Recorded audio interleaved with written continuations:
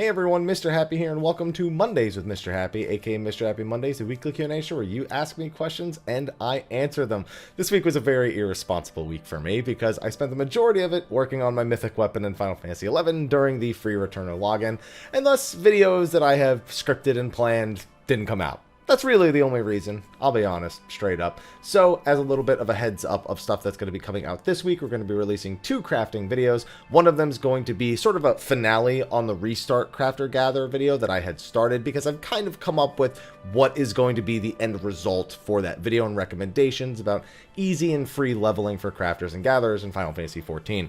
On the flip side, we would like to do a comparison video to Ishgard to give everyone an idea of what that's like if you're willing to throw a bit of gil and time at it. So, got a couple of those coming out this week. We do have some other things planned as well, but most of it's still kind of in the pipeline. We also have another podcast highlight week coming up before Stay of the Realm. We're going to have Gather Together on, so it's going to be a pretty Gather and Crafter heavy, I guess, video week of some kind, which is very unusual for me personally. PSO 2 comes out Wednesday, so hopefully that doesn't eat all my time and I can get more than 2 or 3 videos out this week. And then Xenoblade Chronicles Definitive Edition comes out Friday, which I'm only sort of looking forward to, only because I've heard it's a lot better than the second game. I'm not a big fan of the second game, and I went back and watched my own review of the second game, and it does not accurately reflect how I actually feel about that game, because I do not like it. Sorry, Xenoblade Chronicles fans, but I don't like Xenoblade Chronicles 2. I really don't. But with that, we need to get on to thanking the patrons and the actual Q&A for the week. A couple shout outs real quick. We had Yukasai join as another $10 patron. We had Jonathan join as a $25 patron. And we had a Sam join as a $5 patron. We also had a couple $1 in there. Thank you to everyone supporting on Patreon. Again, do not feel any pressure to do so. If you enjoy this show and you watch it every week, you're not on Patreon, you're here, you're in the comment section, you like it, whatever. You're great. You're fantastic. Thank you for supporting. Make sure you're taking care of yourself in these current times. But if you are on Patreon, of course, your name is scrolling down the list that has been, I guess, scrolling down. At some point, I edited it in. It's there. It's right here somewhere. And thank you for supporting the channel over on Patreon. Also, thank you to our patrons of Darkness, Khuja on Jenova, and Kurenai Oni. Thank you to both of you. And thank you to everyone tuning in and the patrons. Of course, you guys are all awesome. But with that, let's get into some questions. I haven't actually looked at my comment section at all, which I normally give it a little peek over to see how long the video might be. So I'm going to be completely surprised. Let's check it out. All right, question number 1 for the week. Hashtag Mr. Happy Mondays. Ahoy, aloha. That's my cat's name. Good morning, good afternoon, etc. Hope you're doing fantastic covering all your bases, considering it is indeed the afternoon currently. We know the dev team of 14 has mountains and mountains of technical debt, but the team seems to find the time to fix some things without Yoshi P knowing. It allowed us to get some things we fixed that we expected would never happen, like VR and Hrothgar headgear, which is still not all the way fixed, but it's better than it would have been, and a Realm Reborn zone flying. If you have the chance to ask the dev team about a single limitation or fix to improve, or some features you would want expanded within reason, what would be your top choice, and would it be glamour related? I think glamour has a lot of debt, but I honestly look at the housing system, and I wonder if they could go back and do it all over again, if they would make an adjustment that was a little bit more accessible. I find that I actually am okay with the idea of apartments as the main thing. I mean, you got to remember that my my biggest, I guess, game prior to 14 was 11. I spent a lot of time there, and you just had this little in-room house that you could, like, put a few decorations around. It wasn't that big a deal, but you could do a few things with it. But that was all we had. I think by the simple fact that more games have come out, and there's all these examples of larger scale housing, as WildStar being, you know, as much as that game is gone, its housing system was very robust. And having systems like that almost put pressure on them to make a system on top of the technical debt they had already established from the rushed development of a Realm Reborn in under 3 years. And I wonder if they could go back and adjust that, because I feel like if they could do it all over again, I'd like something more akin to apartments, but with different size apartments with different prices, small, medium, large, the ability to do maybe an upstairs and a downstairs, an outside balcony. And I'd rather just have that than the full housing plots that we have now. Now, that's my own personal preference.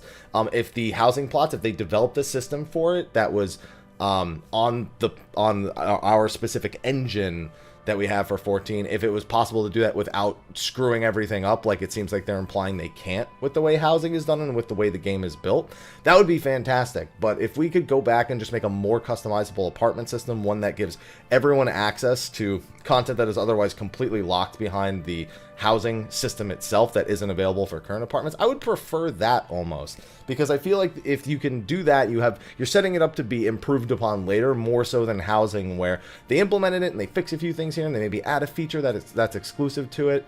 But I don't know, that's a mixed bag, because that's just my own personal opinion. That's the big thing I would want them to go back and kind of look at, is the housing system, because it's been no end of grief for people over the years, whether it be every time a new ward comes out, all the problems with the system coming to light again, people buying up tons of land because they have multiple different accounts, or they've exploited certain systems in the game in order to bypass certain restrictions that have been placed on it later. There's been all sorts of problems that would be a big system. So it's sort of glamour related. I think the glamour dresser, honestly, if they could go back and do it over again, I wonder if they would as well, to make it less like the system it is now and more like, I don't know, any other glamour system in any other game.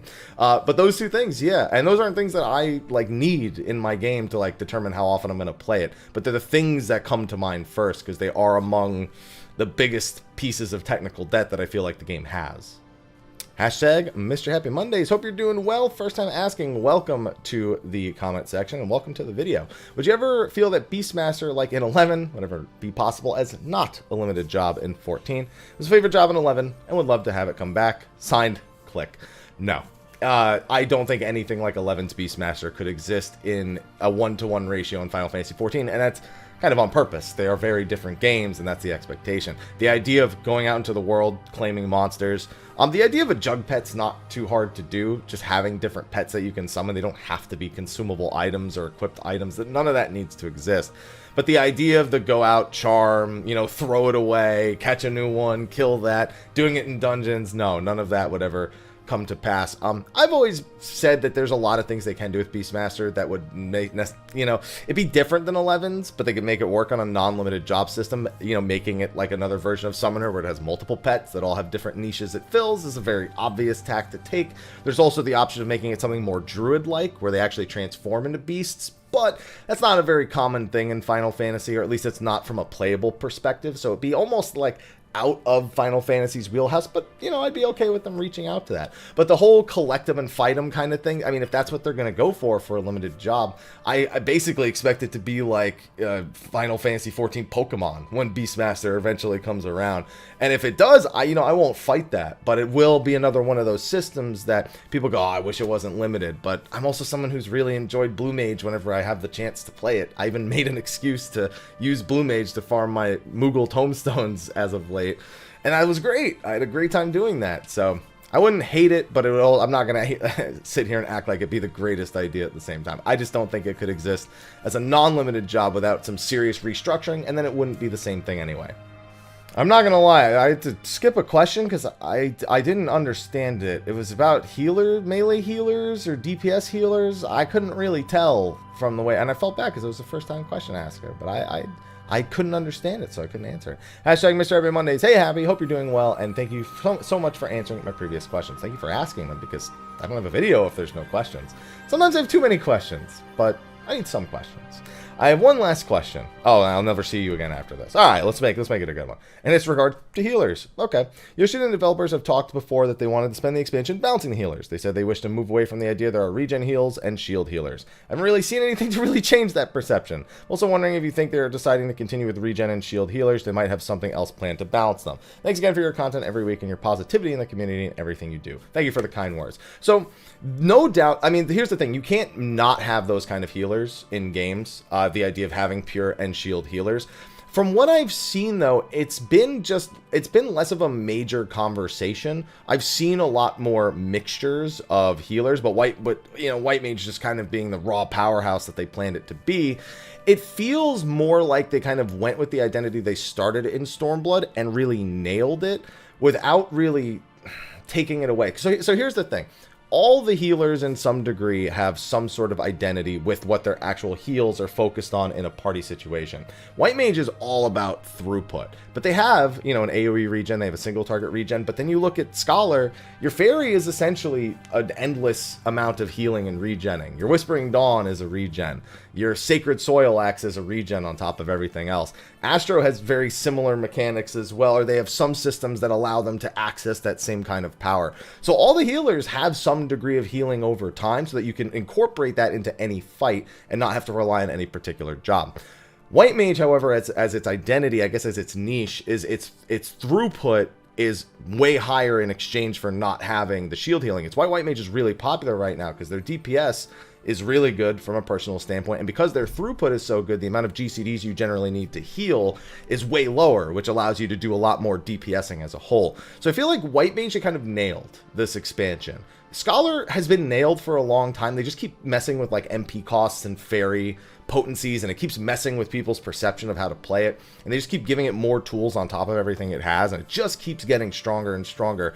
I'm sure there are scholars out there that would argue that with the pet AI, we actually, I think, addressed this last week, where there is a lot more pet interaction on Scholar, unless you feel the clunkiness of the game's pet system a lot more, that it's actually gotten objectively worse than it has been in the past, even with additional tools, things like the Sacred Soil regen, which is just ridiculous that they have that, in my opinion. And then Astro still kind of has that niche, it has its identity, but it just kind of copies the other two in like less effective manners. I still really want to see Astro get MP back on either discarding a card or playing a card or something along those lines. That I think that would be like the last little push they need to really make their card niche stand out a little bit more, now that they've normalized it and made it so it's a consistent contributor to DPS and the success of the raid group. What that actually means, though, I think they've largely achieved what they meant to. You can really go with any healer composition and feel good about it. Just Astro's MP consumption, I think, is the last little thing they need to have to really feel like they can confidently say, yes, we are ready to add a fourth healer. Get that right, or maybe they adjust it in 5.3, or maybe it's something they look towards in the future, and I think we're there. I think no matter what, we're getting a fourth healer, though. So they've come close enough to achieving this that I feel confident that they are going to be ready for that fourth healer.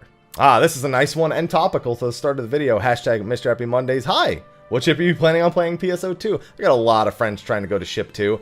I have a feeling it's going to be hard to get into ship 2, so tentatively ship 2. I have a feeling it's not going to work out so smoothly for a lot of us waiting for the PC launch, because that's really when that game's going to get absolutely hammered. So, ship 2 tentatively. Hashtag Mrhappy Space Mondays. It's okay. It's alright. I've done that before. Hope you are good, and thank you for always answering my questions. It gives me something to look forward to. No problem. Again, don't have a video without the questions. I was recently thinking how much the trials have changed since the early days. I feel like early fights had a gimmick. Garuda had the spiny plume. Ifrit had the healers exploding. I feel like newer fights are more about just reacting. I somewhat miss having an extra challenge. What are your thoughts?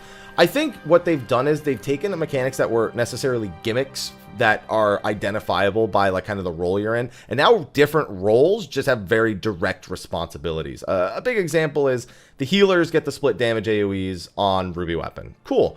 That's not that much different than being someone who gets an AoE and has to stand away from the group. You're now the person with the AoE and you need to stand in the group, and there's two different ones.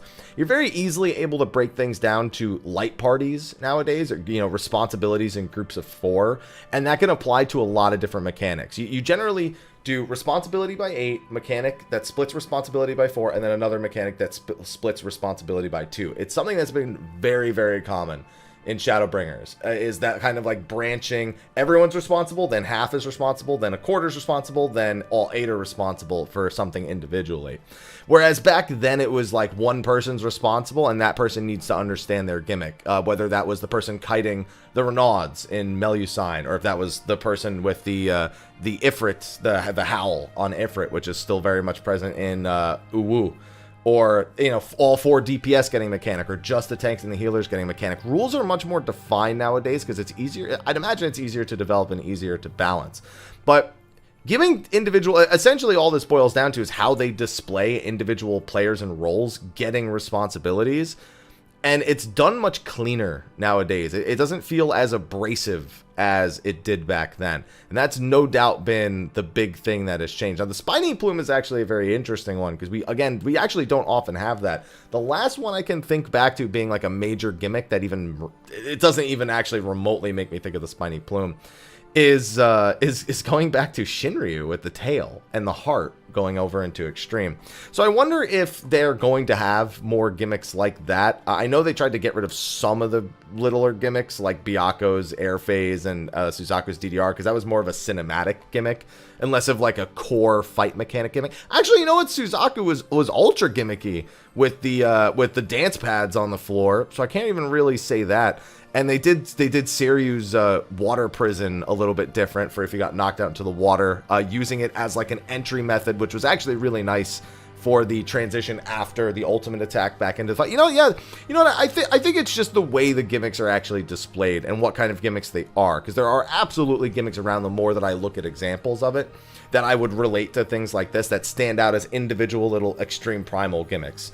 And I'm curious to see how the other weapons go in the Sorrow of Orla and whatever our main scenario one ends up being, because they've actually, now that I keep thinking about it more and more, the gimmicks we've had for some of the more recent extremes, while they're not like as identifiable as that, there are phases and portions and methods to handle those that are just that ring to me from more recent ones. So I don't think there, it's always been, I don't think it's changed. I think your perception of them may have changed from years of experience, but it doesn't really feel like it's changed that much. They just aren't those exact things.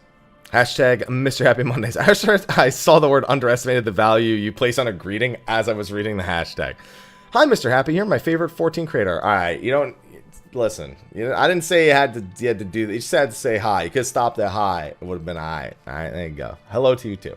In regards to raiding, in Bahamut and Alexander, we had several instances that had dungeon-like structures that felt like actual raids. Some were better than others, but we slowly move away from that to focus on singular encounters. Do you like this change? It certainly allows the devs to have more focus on each instance. Would you like to see variation in raid structure, or do you find that content satisfies that? There's content that satisfies that already. I'm always torn on this, because I like the more labyrinth-esque dungeons and raids of like the times when I grew up, right? But I also recognize that a lot of the time, they were just there to waste my time. And Final Fantasy XIV doesn't have any interest in adding like unique drops from trash or like craft or raid specific crafting materials or things like that. And if they have no interest in doing those things, I quite frankly don't want to fight through trash every week. It's meaningless. It doesn't really add much character. It's fun one time through, which is why I thought doing it on normal mode and not doing it on Savage was actually an acceptable thing for Alexander to do. And I feel like that would be reasonable if they did that going forward. But I'm going to be honest, I don't do the normals more than like once or twice ever. And I only see the Savages after that.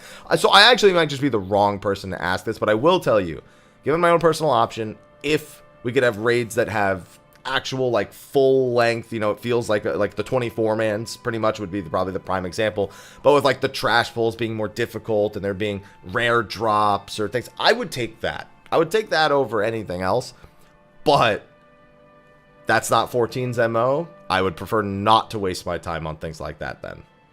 Hashtag Mr. Happy Mondays. Hello, how are you? I like the structure of this. I can respond to it like I could just insert my own text at the end. Tests? What the heck? So my question comes from a bit of confusion I've had for a while after having played the game for a few years now in regards to gear durability. The question appears to be, why? I have a decent answer, but I'll read the rest of this. I honestly cannot put a finger on why we have this thing in the game. If it was ever explained, I missed it. Can't find any resources to explain it to me. Find it on the same level as Netflix. Are you still watching? I wish they wouldn't ask me that. I wish they'd just play it. If I wanted to stop, I'd press stop. I don't like it. YouTube does it even when I turn autoplay on. I hate it. Hoping you can provide some sort of context to this for me. It's just in an FC activity, you're like, okay, I guess I have gear durability. So something that Final Fantasy XIV doesn't do well enough, and something I actually, just digging back, having played 11 a lot this last week, that they don't do, there's not enough gil syncs in this game. Now, gear durability when you're not a crafter is a very, very minor gil sync. Like, super minor. If you have a crafter leveled, then it's a reward. It's no longer a gil sync to you. You're essentially making money by not spending it. You know, you keep a few dark matters around, or spend less on the dark matters, maybe buy them with, like, I don't know, can you buy those with Grand Company points? I don't even remember, to be honest. But it's meant to be that. A gil sync for those who don't put the effort into craft, and then a lesser gil sync for those who have been rewarded for actually doing their crafting. But this, a completely different tangent, because that's the actual answer to your question, is that they don't do that well enough. Because you can't make repairing gear a major Gil Sync, so much so that players feel they need to go and earn money in order to do it. But it needs to be present to suck tiny bits of Gil out of the economy. And 14 does not have enough Gil Syncs. Housing is like the biggest one. And so just to be more clear, Gil Sync means you put Gil into a system of the game that does not get redistributed to another player in any way. Going to the auction house and buying a ton of crafted gear is not a Gil Sync. That is just a transfer of money for a service. You're purchasing an item, it costs Gil, you're done. The supplier gets it, they can do with it whatever they want. A Gil Sync would be like buying a house, buying a plot of land, where you say to the game, here's millions of Gil, and it just disappears into the void. By having Gil Syncs, you essentially keep the currency valuable to the point where people actively desire it. Now, there are plenty of people who play this game who do not have a lot of Gil. As someone with 200 million Gil, and I never have a reason to spend it, I wish there was some like massive Gil. I wish there was like a mount like they'd add occasionally that was like 50 million Gil or something like that. Because I guarantee you, as someone who doesn't go out of their way to make Gil very often, I would probably go out of my way to make Gil in some way, shape, and form. If there were more Gil-related syncs in the game. It wouldn't be even remotely enough to fix that some people have billions and billions and billions of Gil. But that's why gear durability is in there, and honestly, they don't do enough of stuff like that. They need more Gil syncs in Final Fantasy XIV, and again, even 11. 11 needs a lot more Gil syncs because the inflation in that game is out of control. And you know what? Honestly, I wouldn't even fix Final Fantasy 11, so why even bother? Fuck it, right? Hashtag Mr. Happy Mondays. Guten Abend, Mr. Happy. I am so sorry to everyone who had to listen to me say that. Greetings from Switzerland. I hope I'm not too late with the question. I'm here now. When was this question? So hold on. When was this? 2 hours. Ooh, you are in time, but just barely, because I actually ended stream 2 hours early today, and it's been just about that time before I started recording this. Anyway, so will the subtitles adjust to when I change the spoken language to Japanese, or will the subtitles still be the exact same? Mean the exact words and not the language of the subtitle. I just wondered about Hoshfont because I read that they changed his dialogue quite a bit. So there's a difference between... How do I describe this? There's a difference between a translation and a localization. So if you play the game in another language, like Japanese, and you put subtitles on, you will get the subtitles to the Japanese localization of the game. And a lot of the times, and by the way, I shouldn't call the Japanese language the localization. It's the original language of the game, and all the other languages available are localizations. So, the dialogue that they wrote for him, and that area's localization, I'll just say it the same. It's probably the correct way to refer to it anyway. Will match that. And when you say the Hoshfont was changed in translated versions, yeah, he was localized. They had to make characters that more fit the cultures that it was being presented to. It's kind of like how when we have all these fancy quest names that we like, if it bleeds, we can kill it. Oh, that's a Predator reference. I remember that.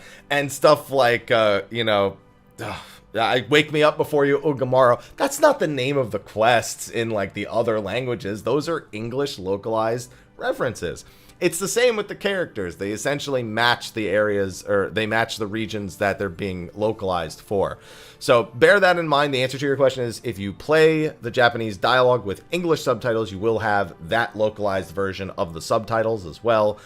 But it's not that important. It's not, I guess, that important to the grand scheme. It's just one way to choose to enjoy the game, I suppose. Hashtag Mr. Happy Monday. Hey, Mr. Happy, long-time watcher, first-time asker. Good to have you. Just got my E8 Savage clear. Congratulations, because I'm sure you have been beating your head against that. Got into a discussion with one of my friends who's played since A Realm Reborn launch. While I've only played since Mid-Heavensward, we were discussing old systems like stat allocation having the level of secondary class. Anyway, my question is, do you remember any other old systems that they did away with early on, and do you have any interesting stories about your time in A Realm Reborn? Listen, man, getting to level 34 for Blood was not a fun time. Dude, there's an old video on this channel where I power leveled from 1 to 34 on Lancer in like 3 hours to get Blood, and I want to see how quick it can be done. That can be done way faster now, by the way. If I made a power leveling guide now, honestly, people should be very familiar with power leveling methods because it's the same power leveling methods people use for Blue Mage. You can do it for any class, it's just way faster for Blue Mage, where you tag a monster and then somebody way higher level kills it. And it's like a tried and true, like, classic power leveling method in any game that doesn't have a claiming system. So that's a big thing, was the fucking cross class system, man. I hated it. So yeah, that's an interesting story at the very least. But old systems that don't exist anymore. There's so many, and I'm so glad so many of them are gone. I mean, I more think of the number of systems we have now that we didn't have back then. We didn't have a duty finder. We didn't have a cross-world party finder. We didn't have a normal party finder. We didn't have roulette. I'm sorry, we had a duty finder. We didn't have roulettes. In patch 2.1, they added roulettes. We didn't have those when the game relaunched. Oh, just thinking about that drives me mad. Oh, my goodness. I'm so glad those aren't there anymore. And then I look back even further to 1.0. Bro, in 1.0, if you failed a forbidden meld, an overmeld, it would destroy the gear. It would just be disintegrated, millions of gil gone. I don't want that. I'm glad those things are gone. Going back even again to 1.0, you used to, all of your retainers, instead of having a market board, your retainers would get sent to a market strip, and you'd have to one by one go through the retainers, which wouldn't all load, by the way, because the game couldn't handle it. So they'd have to like load slowly in. You have to find the correct one or look through all of them one by one by one by one. We've come a long way in a lot of great ways, and I'm realizing that day in, day out. And I really hope that doesn't stop anytime soon. Oh boy, I clicked the read more to see how long this one would be. I think I'm going to have to paraphrase some of these questions. Hashtag Mr. Every Mondays. I hope you're doing alright. I hope you're doing alright also. Been watching on and off since 3.2. When I seriously got back into the game, and your Let's Plays helped me a ton through the game, so thank you for that. Thank you for watching. Especially as a tank main who doesn't like to play healers. Gave me perspective of the other side without the associated pain. I do highly recommend anyone who plays tank or healer to try the opposite one. You can try DPS too, but I'll be honest, our jobs are easy. Try the other one. You can really come to understand a lot more and play those jobs a lot better. So you got a couple of questions here. First time asker, and I have a few questions. You sure do. Let me see if I see the word. My first question is, how would I best realign my rotation? Whenever Ninja was the new job, but unfortunately can never fully commit it till 5.1. Let's say on Gunbreaker I have a No Mercy up, but I still have 15 seconds left on my cartridge combo. Would it be best to hold off until they are more closely aligned? So this sounds like a problem you would run into more in dungeons, where you don't deliberately align things, because the dungeon speed's A, not always the same, and B, the quality, well, no, that's the big thing. Every pull's not exactly the same length. Every boss is not exactly the same length in a dungeon. And the speed of the people who are running it, like the tank, how big does he pull? Does he do big pulls, small pulls? I mean, I know you're using a tank as an example, but all those things play into a factor. In raids, that shouldn't happen unless you've died or screwed up, like royally, because raids are incredibly predictable at most parts. There are, of course, cases where melees and tanks may need to leave the boss that are not 100% consistent. But generally, the answer to your problem is to not get into the situation in the first place. It's actually to plan ahead. You should know where your cartridges are going to be, or how many cartridges you can spend, or what times you can spend cartridges on Gunbreaker, to make sure that when your burst window for No Mercy comes around, you have everything that you actually need, and you don't need to sit there and wait on your No Mercy. The general rule of thumb with delaying buffs in this specific case, though, as long as you will not lose an entire use or an entire duration of the buff across the entire fight, it's okay to be a little bit more flexible. With 1 minute cooldowns like No Mercy, it's pretty self-explanatory. As long as you won't, if the fight's 9 minutes long, as long as you get 10, I guess. Well, let's say it's 9 minutes and it ends before you get the 10th one. It's 9 minutes long, as long as you get 9 No Mercies in their whole duration. Delaying one for a little bit's fine, because it's not going to ultimately change much of anything. And that's pretty common, because sometimes bosses jump away, or you have to do a mechanic that pulls you out of range. So you kind of attribute moments like that, and you come up with a total amount of times. It also allows you to align buffs with knowing exactly how long the encounter is and how many you're going to get anyway, and then lining them up for better buff alignment across the entire group. But for this specific situation, while you're learning, this is part of the learning process, is learning where you need to be in your rotation at any given point in a fight. So just integrate that kind of mentality into learning a raid fight, and it will help you a lot to understand where you need to be in your rotation at any given point and in any given situation, which you'll definitely have situations you hate more than other ones. Second question is, do you have any advice for someone who has a habit of joining raid tiers late? This is going to sound kind of stupid, but don't. try to get in as quickly as possible. Couldn't really prog further with how difficult it was to get a learning party up. This year I joined late, but I was able to join some great parties and ended up clearing E5, and I've been having issues getting a party together for E6. Very normal. I wish I could see if I could get people to stick around to form a static, but not had any luck. Now, most people pugging by now aren't interested in statics. That's just a common thing. It is literally just getting in on that first week and joining as many of the early parties as you possibly can to get through. I know people who still join learning parties or form their own learning parties to this week and have gotten clears in the last like couple of weeks doing that. It's a matter of persistence. You can't give up when you're trying to pug raiding, because it is so easy to want to give up pugging raids. So easy. But it's those that are who can be persistent and can actually develop kind of a repertoire. You know, they've developed a skill to be able to handle that kind of annoyance and pressure that comes with the party finder and pug groups, that you're actually more valuable as a raider overall. People get to know you and get to see you in those party finders as long as you're playing well or improving all along the way, and you get a reputation, and then it's easier to find static groups altogether.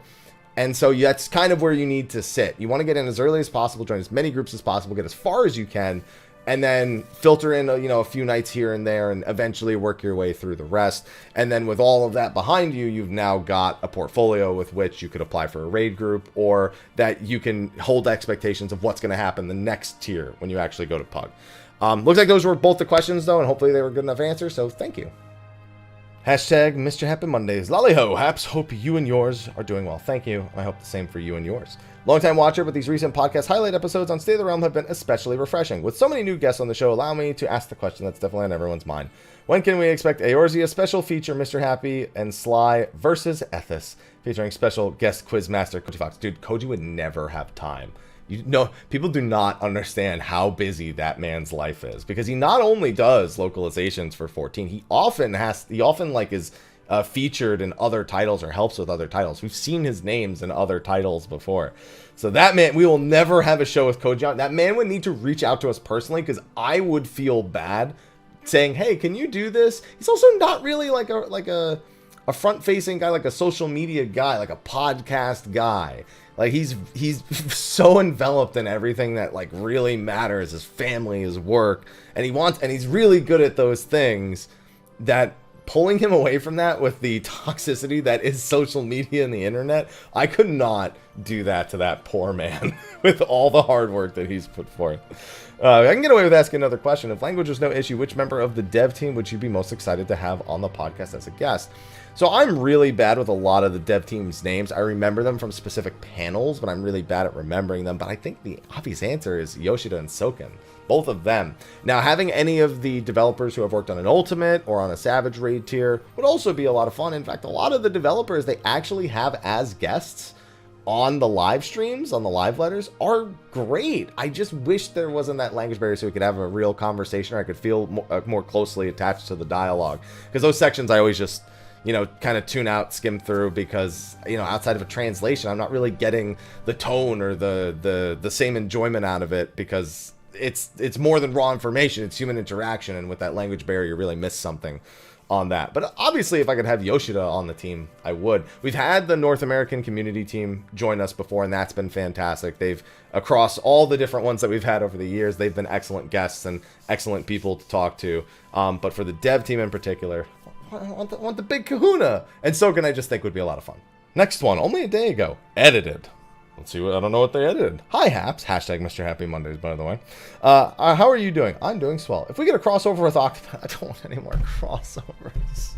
Stop. I don't want any more. Would you see it as a tier of an 8-man raid like Eden or a 24-man like Nier? Neither. Make it like an hour of quests where Ulbrik comes in. It's like, my blade is unbending.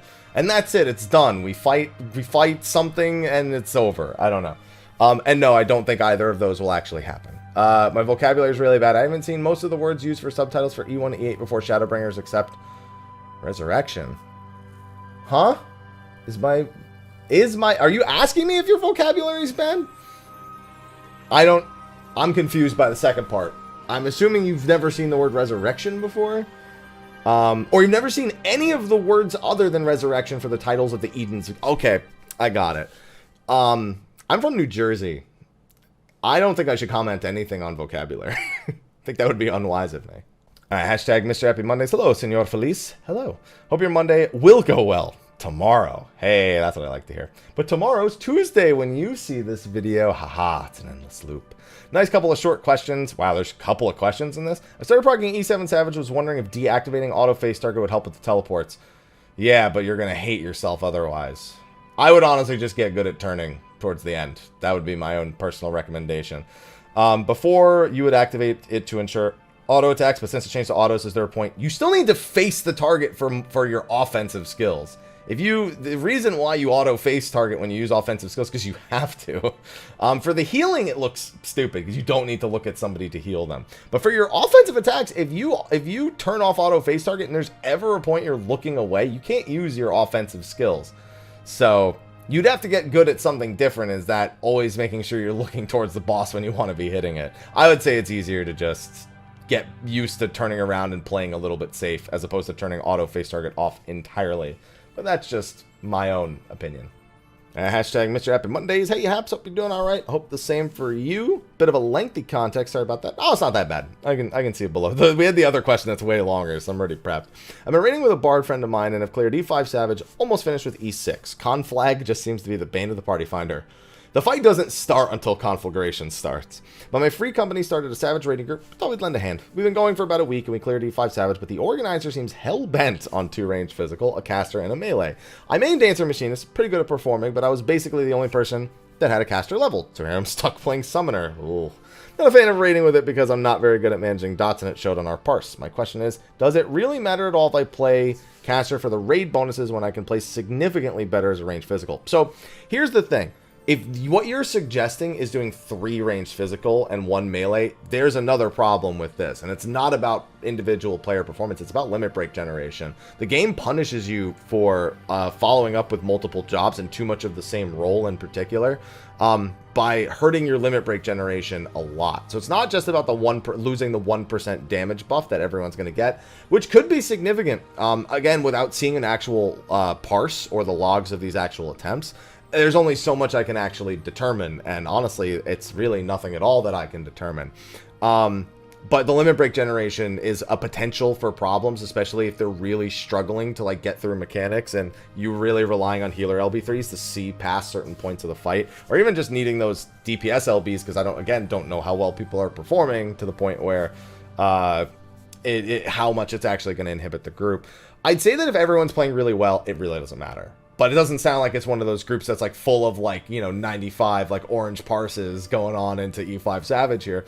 So I'd say that being on the caster is the right decision, but making you do it just because you have it leveled is very haphazardly put together for a raid group. You know what I mean? Like that's not asking for success. That's just kind of throwing something together and taking something, putting it and throwing it at a wall of flypaper and just hoping that it sticks, because that's all you're going to accomplish with something like that. In this situation, I'd say as long as if you can get better at Summoner and close that gap, it would technically be the better solution. But I'm going to be honest, if this hell-bent double range physical, which I'm assuming is because the people who are involved are primarily ranged physical, or like there's 2 people that's all they can play and that they want to make sure they include those 2 people.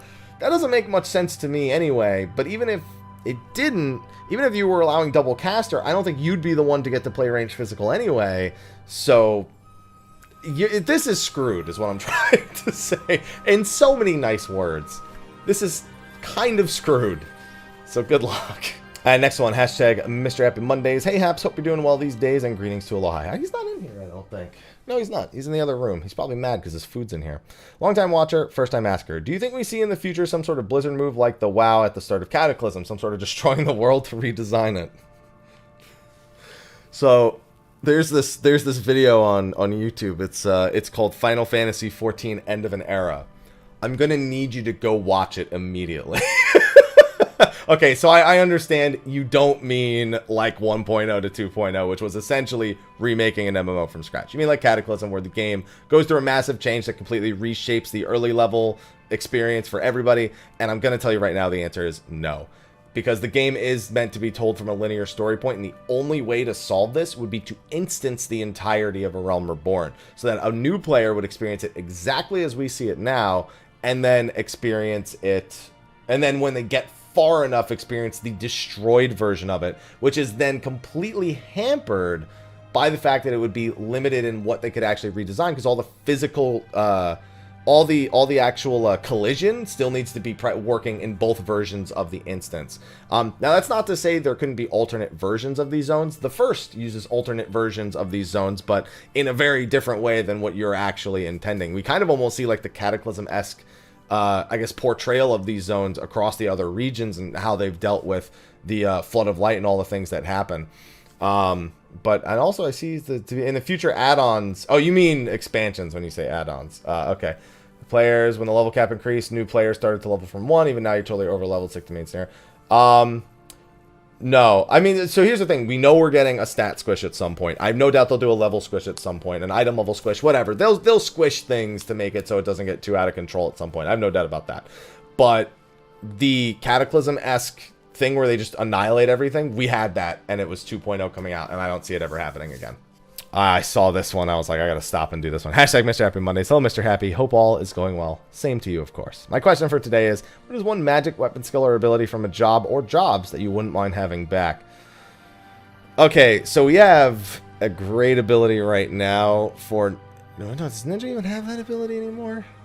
I was gonna say Perfect Dodge from Ninja. That was gonna be the one. Oh, you know what? No, it's Wide Volley on Bard. That's the one, Wide Volley, because it's way cooler than stupid Quick Knock. It's so much cooler. Wide Volley. That's my answer for question 1. Question 2, what one magic weapon skill or ability from jobs you wouldn't care if it got removed? Quick Volley. Trade them out. I mean, Quick Knock. Give me one. That could be the Quick Volley, could be the hybrid of the two. Get rid of Quick Knock and give me Wide Volley back. There you go. That was way easier to answer than I thought it was going to be. Oh, I saw a nice easy one to answer as I was scrolling through. Hashtag Mr. Happy Mondays. Hey, Haps. Hi. What's the point of crafter specializations anymore? That is just... my answer, I feel like, has been said without words. Okay, I didn't know how long the video was getting, and the answer is pretty long, which is fine. I don't know how many more questions there are, so I'm going to start scrolling through them, and if I don't really have a good answer, I'll probably start skipping a few and apologizing at the end. Hashtag Mr. Happy Mondays. Hey, Haps, you doing all right? I'm doing all right. 2 questions. Okie dokie. 1, I recently just cleared Shiva Savage. Congratulations. And super happy, but wanted that reading itch. I know that feeling. Burns. No, that's a different kind of itch. My friends are looking to go smash their head into tea and was wondering if you had any advice for people going into their first ultimate. How well did you get along during Prague in Shiva Savage? How close were you to just saying, fuck it, and peacing out? If you were really close on Shiva, some of y'all better take a chill pill before tea, because if you guys are angry at each other in Savage Prague at any point, it's going to destroy you going into Ultimate. You gotta chill, except that it might take a good bit longer. I don't know the skill level of your group. I don't know how your Shiva Savage Prague actually looked. So again, I'm saying this just assuming really rough Prague. But if it was really rough Savage Prague, your Ultimate Prague, everyone needs to be very clear about what their intentions are for this. Are they taking it super seriously? Are they just excited to try it out? And you have to be tolerant of each other's fuck-ups and mistakes. It will rip you and the whole static apart before you have a chance to even see another raid tier if people do not chill out and accept mistakes. 2, I looked at Blue and it seems fun, but not super to get we're going to leave that in. It's not easy to get into. You think if Square Enix makes another limited job that would benefit from making it more soloable or make it seem more boring having content? Dude, honestly, give me a deep dungeon. Rewrite the whole script on deep dungeons and make limited job exclusive ones. I've said that I want Blue Necromancer for Blue Mage, where they go through the current Palace of the Dead, but it's completely separated from the normal Necromancer title. It's a very unique Blue Mage challenge. Somebody said to me, why don't they just make you have no Blue Mage spells when you start, and you have to learn Blue Mage spells inside with a 100% learn rate? And I'm like, you're a genius. That's it. Do that the same thing with Beastmaster if you make it a limited job. Make it so you have to go through, use the entire gimmick of the job that you learned in the outside world and apply it to this unique dungeon with random experiences like we have with the normal Palace of the Dead. Bam. Do that. Soloable content, groupable content, and not much like anything else we have in the game. Great. Good, great, grand, wonderful. I now have a guest in here, so if you see me turning around to yell... Oh, you saw a floofy tail right there briefly. It's Aloha. Hey, well, it's 2 now. It's 3 probably if I go back. Hey, Haps, how you doing? Currently a bit hungry. Oh, you said that. I opened the door to get him, and Mel's cooking something. It smells good. Hashtag Mr. Happy Mondays. I just finished my first month of playing 14 online. Hope you enjoyed it. And I'm a bit lost. Guess you didn't. Never been into Final Fantasy because I'm horrible at finishing solo player games and starting with a story. Is there a way to get into the story? I'm not gonna listen. When people ask me, is there a way to get into something I'm not into? The answer most of the time is you either sit down and just bear through it and see if there's like a high point that you can kind of latch onto and use as a relatable experience, or it's just not for you. When people come into my live stream and say, hey, is this game good? Should I play this game? I refuse to just tell the person, yes, you should play this game. This doesn't make sense. I don't know anything about their gaming sensibilities or their interests, and it's unwise of me, as the industry calls me an influencer, to just tell someone to go do it because I like it. I want to always understand more about the individual, and my understanding from you in these short sentences, you're not really into big solo games with, you know, deep stories. And I'll give you this, a Realm Reborn story does not start very strong. You need to get over that hurdle to get to the good stuff, and that's honestly the only advice I can give you. If that doesn't satisfy you, I'm not going to sit here and tell you you're wrong or you're screwing up or it's something you just don't care enough. It's just not in your interest wheel, and there's nothing wrong with that. So don't feel bad for not being interested. Hashtag Mr. Happy Mondays. Hello again, good sir. 2 questions, if you will. I've already been 50 minutes into this recording, might as well. With the assumed rise of popularity with 14 with Shadowbringers, why does it feel like the streaming community has not particularly grown with it? One would assume a lot more eyes would be on the game with the semi-recent success, but hasn't been reciprocated in its Twitch viewership. Why can't I speak anymore? Regardless of whatever people may think of the streaming culture, you cannot deny its impact in marketing and word of mouth. Most of the large streamers, like yourself, Xeno, etc., seemingly have plateaued with temporary increases happening during content launches. The viewership spikes, I actually love analyzing this stuff, so this is actually a great question. The viewership spikes seem to not stick from either my perspective. Any thoughts? So there's a difference between game popularity as well as streaming popularity. A game that's a lot of fun and people enjoy is not necessarily a game that people actively seek to watch live viewership of.